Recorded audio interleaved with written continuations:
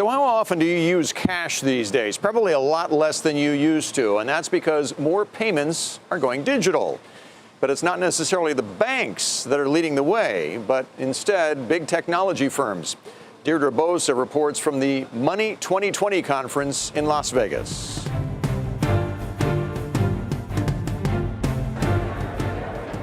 The future of money.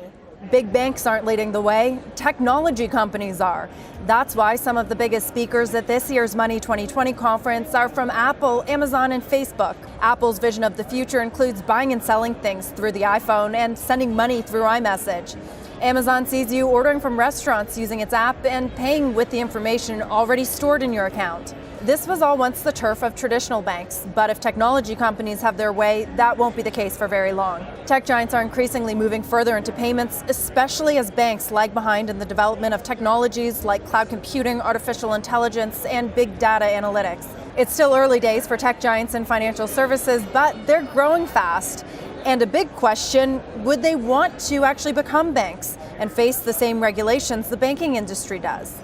As any one of these companies decides to get into anything from banking to a simpler universe of lending or payments, they have to prepare for the entirety of the business to be impacted by the regulatory oversight. I think that's a very complex choice. An Accenture study found that 1 out of 3 consumers globally would consider using Amazon, Google, or Facebook for banking services.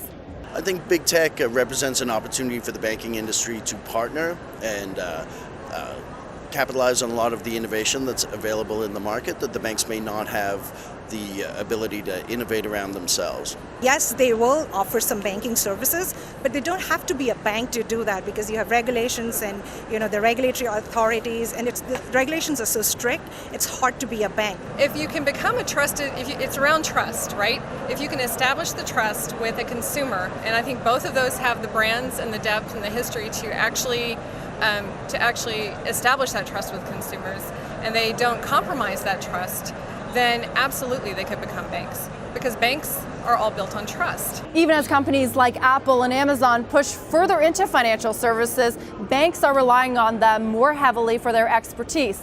And it could prove difficult for them to catch up with those capabilities if the competition heats up. For Nightly Business Report, I'm Deirdre Bosa, Las Vegas.